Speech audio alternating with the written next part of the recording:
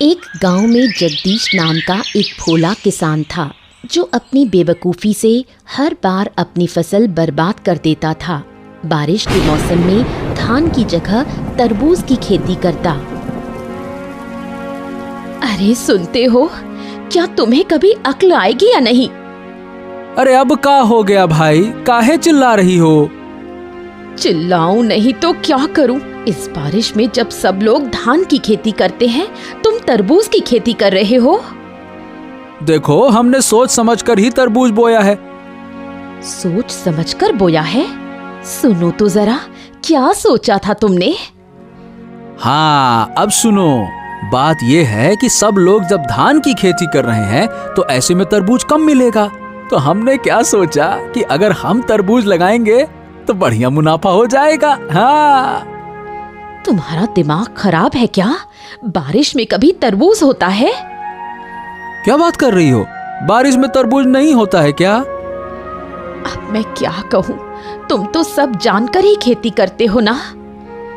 अरे ऐसे काहे कह रही हो? पहले बता दिया होता तो हम तरबूज लगाए नहीं करते। तुम्हें पहले मैं कैसे बताऊं? क्या तुम मुझसे सलाह लेते हो कभी? हाँ, अब रहने दो, ज्यादा डांटो नहीं। आगे से ऐसा हम नहीं करेंगे। जाओ यहाँ से, मेरी नजरों से दूर हो जाओ। जगदीश की एक बेटी थी, नाम था दिव्या। दिव्या बहुत ही समझदार लड़की थी। वो गांव भर में घूम घूम कर लोगों की मदद करती थी। सुबह जब वो बुढ़िया के घर के सामने से गुजर रही थी तो देखा कि वो बुढ़िया रो रही है।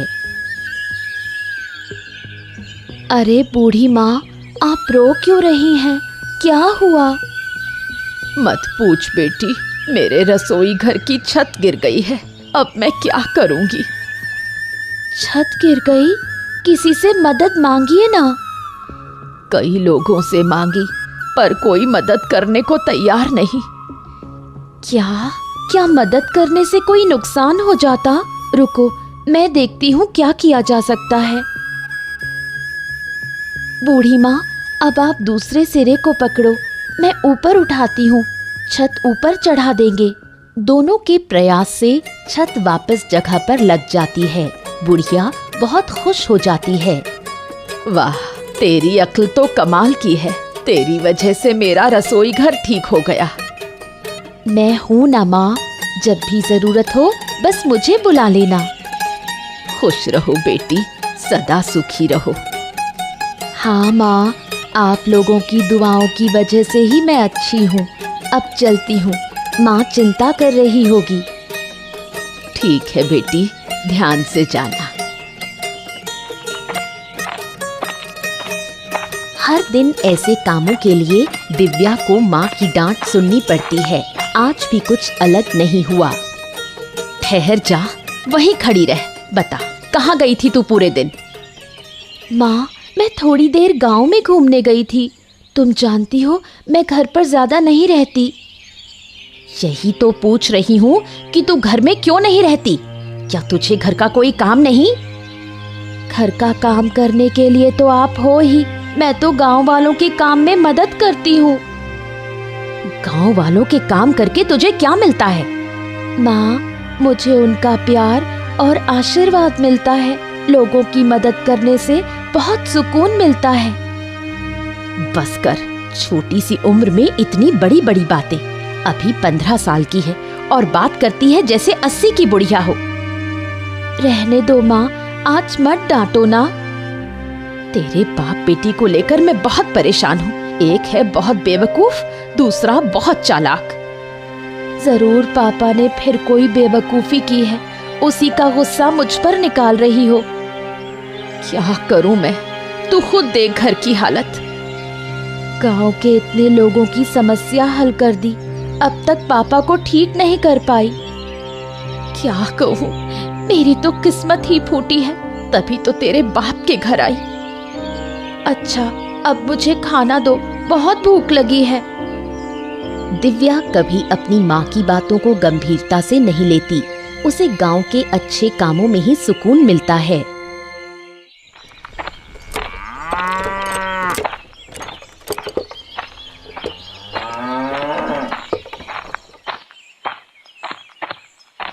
सुबह चंद्रकांत बाबू ने बुढ़िया को बुलाया, लेकिन वो नहीं आ पाई। इस बात को लेकर वो चिंतित थे। क्या हुआ बुढ़िया? मैंने तो तुझे सुबह बुलाया था ना, तू अब आ रही है?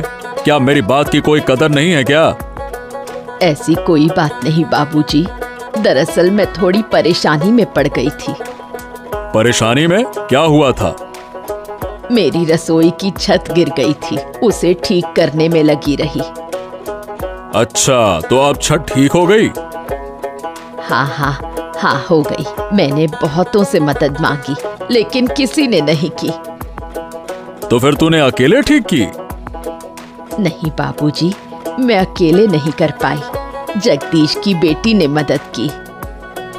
वही छोटी सी लड़की जो दिन भर गांव में घूमती रहती है? हाँ बाबूजी, वो छोटी जरूर है, लेकिन बहुत समझदार है। गांव के लोगों की बहुत मदद करती है। ऐसा है क्या? बिल्कुल, उसके जैसा कोई और बच्चा इस गांव में नहीं। अच्छा लगा सुनकर। कभी उसकी समझदारी की भी परीक्षा लूंगा मैं। जरूर देखिए, बच्ची बहुत तेज है। जहाँ भी जाती है समाधान लेकर ही लौटती है। बुढ़िया की बात सुनकर चंद्रकांत बाबू को ईर्ष्या होती है। उसे अपनी बेटी देवांशी दिव्या के सामने बहुत छोटी लगने लगती है।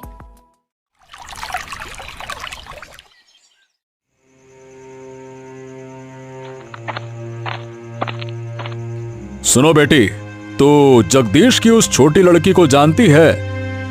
किसकी बात कर रहे हो? उस दिव्या की?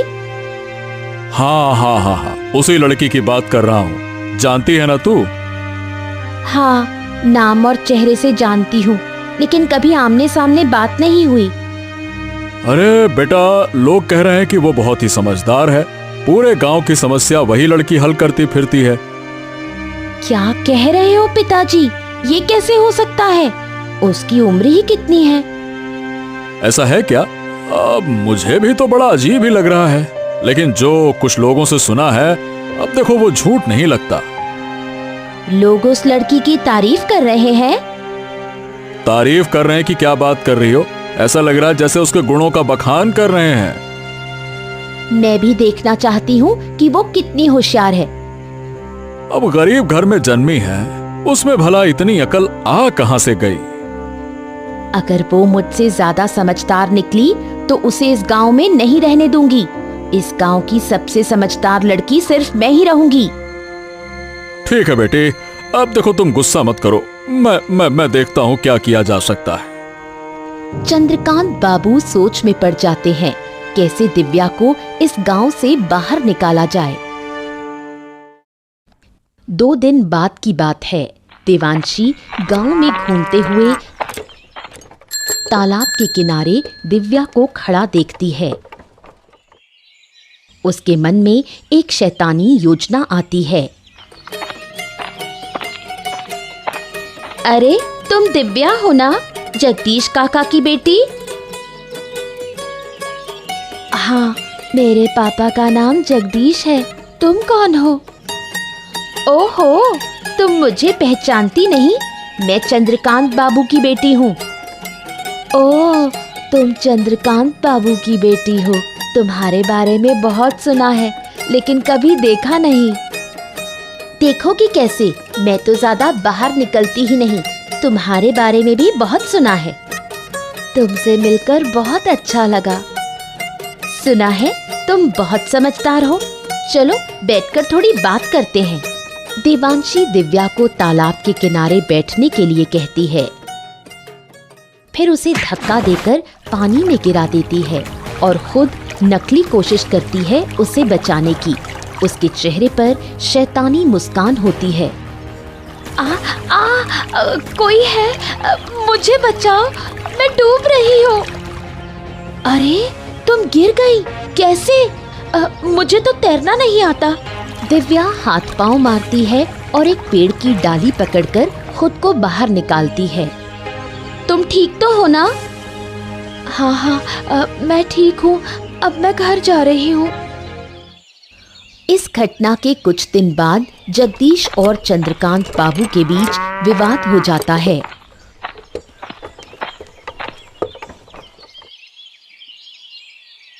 क्या हाल है जगदीश? कैसे जा रहे हैं तुम्हारे दिन?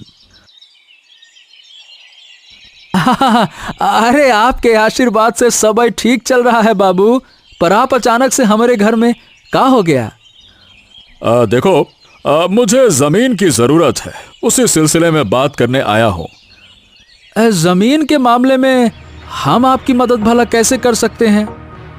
देखो, ऐसा है, जो जमीन मुझे चाहिए वो तुम्हारी है। तुम्हारी जमीन के बगल में मेरी जमीन है। लेकिन बाबू, मैं आपको अपनी जमीन क्यों दूं? अरे भाई, उसके बदले में पैसे दूंगा, इसलिए और काहे के लिए?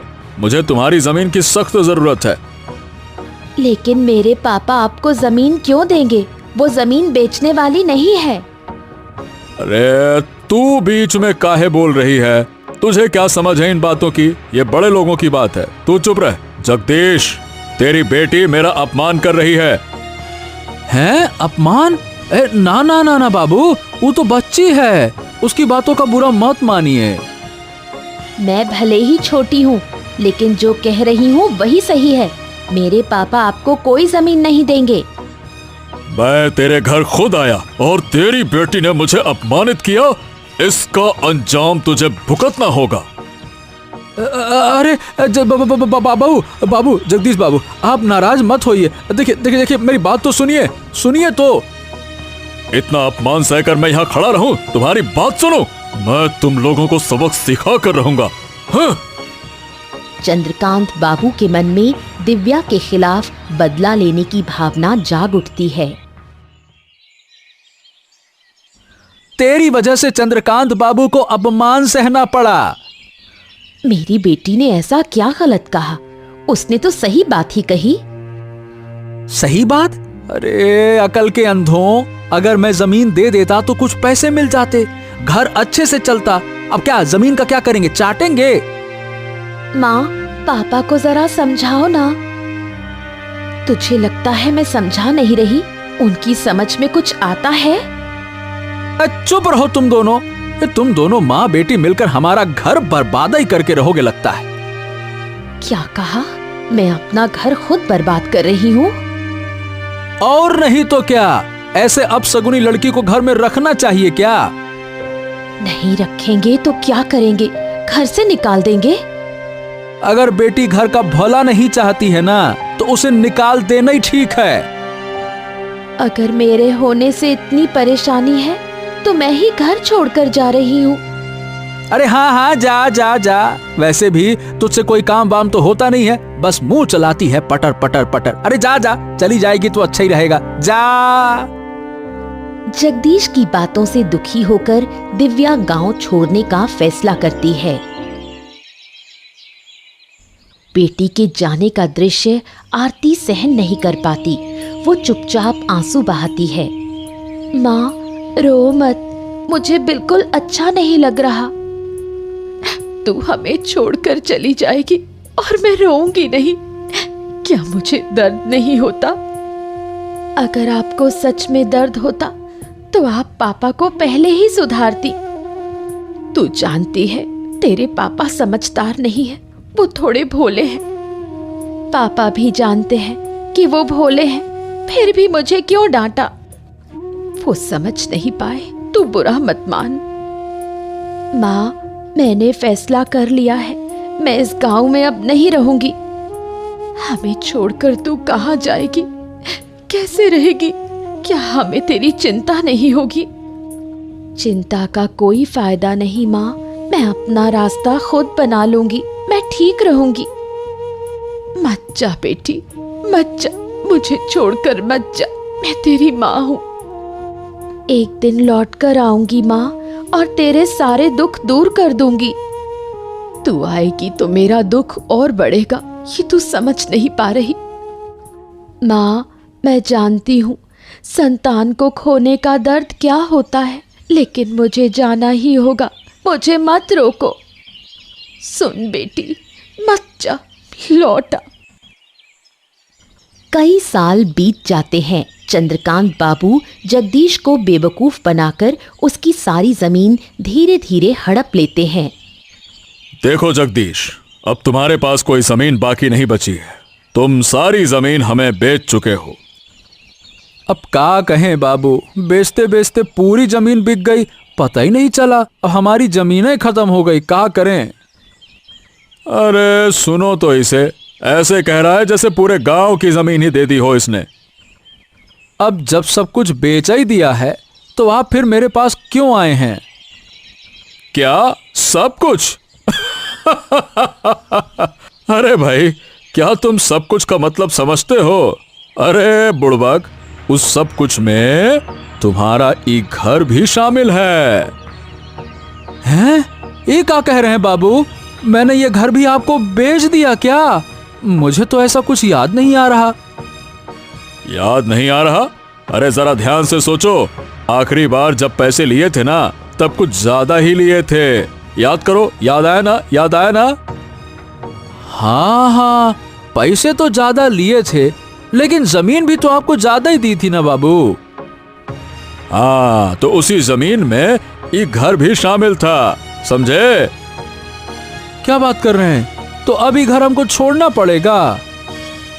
बिल्कुल, मैं अपनी जमीन पर तुम्हें क्यों रहने दूं? बिल्कुल नहीं रहने दे सकता। चलो। हैं? लेकिन हम ही घर छोड़ देंगे तो जाएंगे कहाँ बाबू? अरे कहाँ जाएंगे हम क्या बताएं? अरे जाओ जहां जाना है, फालतू की बात ना करो मुझसे। लेकिन यह घर छोड़ना पड़ेगा तुम्हें, समझ गए? ठीक है बाबू, हमको कुछ दिन का समय दे दीजिए, फिर हम घर खाली कर देंगे। हाँ ठीक है, जल्दी खाली कर देना। जगदीश अब भी कुछ नहीं समझ पाया। चंद्रकांत बाबू उसे देखकर मन ही मन बहुत खुश होता है और उसे कुछ दिन का समय देता है।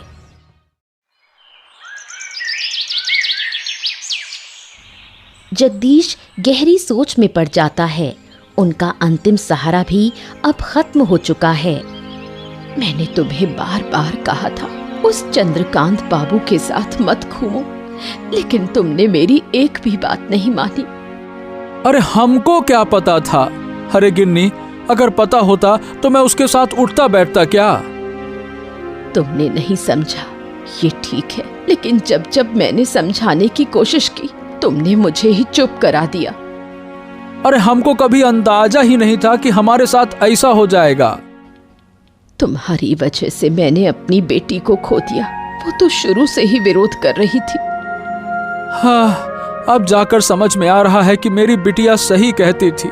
मैंने नाहक उसे गलत समझा इतने साल। क्या करूं, मेरी अकल ही मारी गई थी।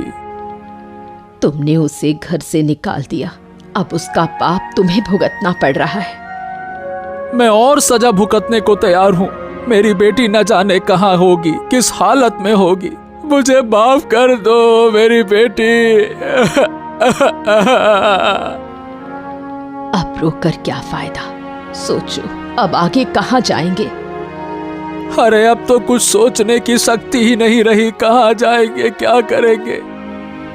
तुम्हारे दिमाग में कभी कुछ चलता ही कब था? सारा झंझट मुझे ही सहना पड़ा है। अब मैं क्या करूं? चिंता मत करो गिन्नी, हम कुछ उपाय सोचते हैं। जगदीश और आरती का जीवन अब अनिश्चितता के अंधकार में डूब गया। दिव्या गांव लौटकर गांव के विकास के लिए प्रयास शुरू करती है। उसकी मुलाकात आनंद नाम के एक शिक्षित युवक से होती है। सुना है आप 2 दिन पहले गांव लौटी हैं और गांव के भले के लिए काम करना चाहती हैं। हाँ, आपने ठीक सुना। क्या आपको कोई आपत्ति है? अरे नहीं, कैसी बातें कर रही हैं। मैं तो खुद किसी ऐसे व्यक्ति की तलाश में था।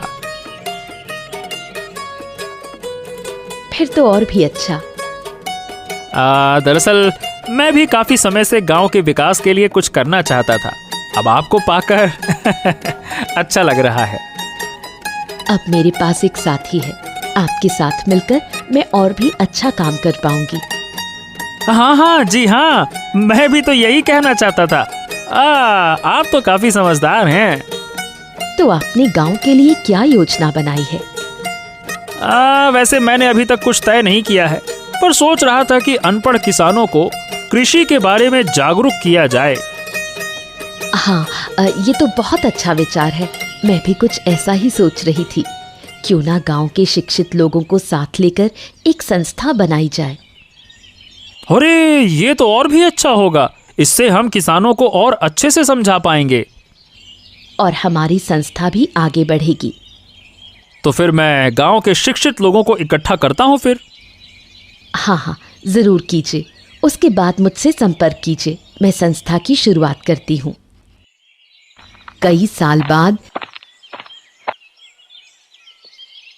जब चंद्रकांत बाबू को दिव्या की वापसी की खबर मिलती है, वो बदले की आग में जल उठता है।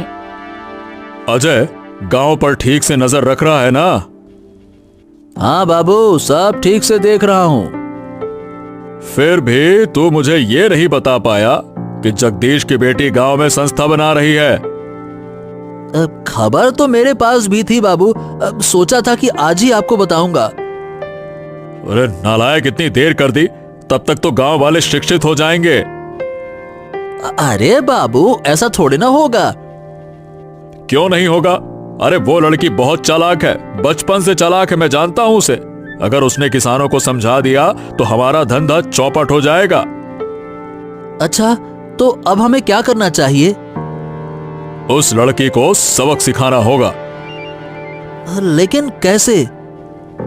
अरे इसीलिए तो तुझे बुलाया है। अब सोच और कोई ठोस योजना बना। कैसे कैसे कर रहा है? चलिए तो एक काम करते हैं, उसके संस्था को तहस नहस कर देते हैं।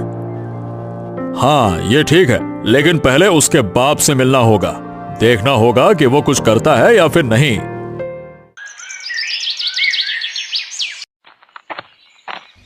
जब चंद्रकांत बाबू जगदीश के घर पहुंचे तो जगदीश थोड़ा डर गया।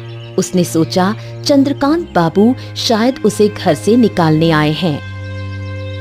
प्रणाम प्रणाम बाबू। आइए आइए आइए, अंदर आइए, बैठिए बैठिए बैठिए।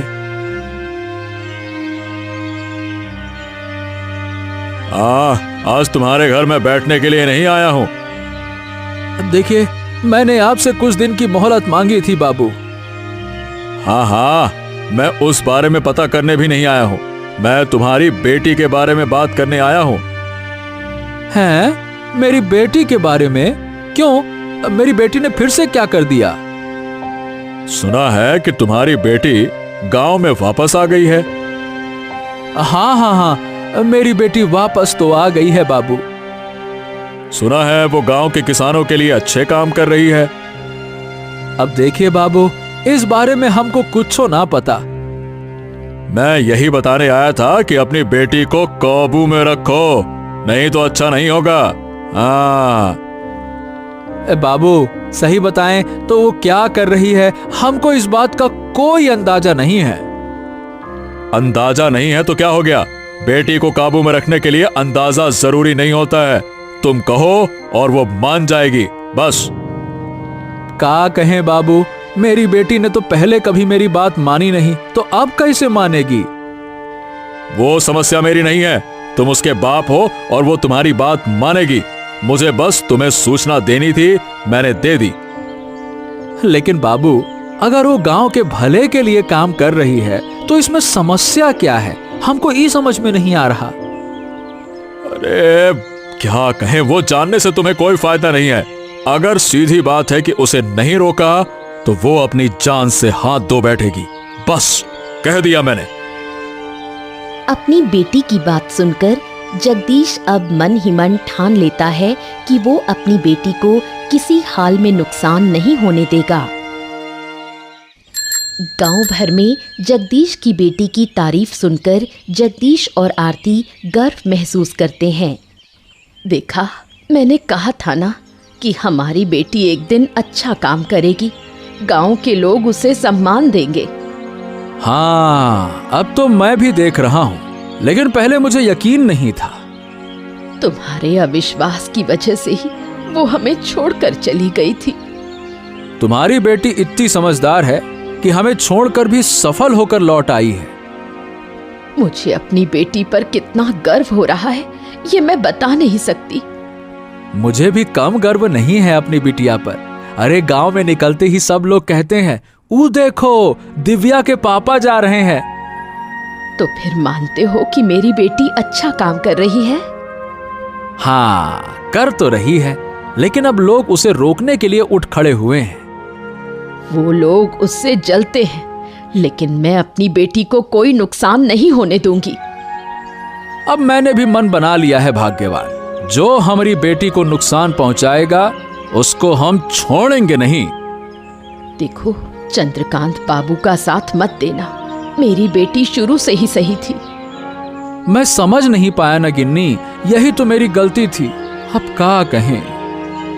अब इन बातों को छोड़ो, अब हमें अपनी बेटी को बचाना है। चलो कोई बात नहीं, तुम चिंता न करो, मैं उसे हर हाल में बचाऊंगा। आखिर हमारी बेटी है वो।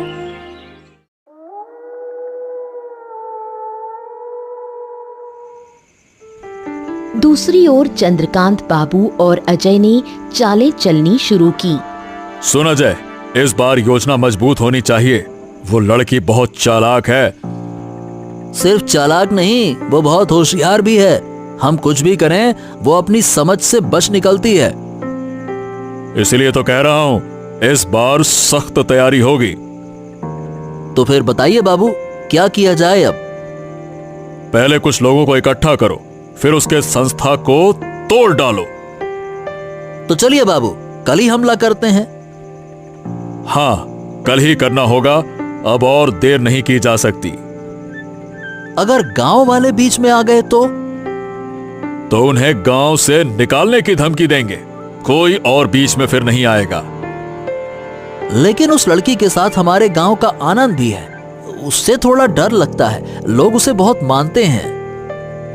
अगर आनंद बीच में आया ना, तो उसे भी खत्म कर देंगे। ठीक है बाबू, ये हुई ना बात। किसी भी हालत में ये काम रुकना नहीं चाहिए, नहीं तो मैं किसानों की जमीन हथिया नहीं पाऊंगा। सुबह होते ही चंद्रकांत बाबू, अजय और उनके लोग सभा घर पहुंचते हैं, हाथों में डंडे और हथियार। ये क्या बाबू, आप लोग यहाँ हथियार लेकर क्यों आए हैं? क्या मकसद है आपका? जो काम तुम लोग कर रहे हो वो गांव के भले के लिए नहीं है। इसे अभी के अभी बंद करो। ये काम गांव के भले के लिए नहीं है, ये आपसे किसने कहा? या फिर ये काम आपके धंधे के लिए खतरा बन गया है? रोज जबान लड़ाती है। अजय, देख क्या रहा है? इस सभा घर को तोड़ डाल, चल। अगर हिम्मत है तो आइए, हम तुम्हारे हाथ तोड़ डालेंगे। अब दिव्या के सामने ढाल बनकर खड़े हो जाते हैं जगदीश। चंद्रकांत बाबू गुस्से में भड़क उठते हैं। खबरदार बाबू, अब तक आपने हमारे परिवार को बहुत नुकसान पहुंचा दिया। अगर आज हमारी बेटी को कुछ हुआ ना, तो आपको हम लटा के ऐसा मारेंगे, क्या कहें फिर। छोड़ दो अब उसको, बहुत हो गया। ए जगदीश, तो भूल रहा है कि तेरा घर अब भी मेरी मुट्ठी में है। ए बाबू, घर वर की कोई जरूरत नहीं है, फालतू की धमकी देना नहीं। और हमारी बेटी को कुछ होना नहीं चाहिए। हाँ। ओह, तूने अच्छा नहीं किया। अपने आदमियों को पकड़ो और चुपचाप निकल जाओ, नहीं तो आपको कुचलने में एक पल नहीं लगाऊंगा।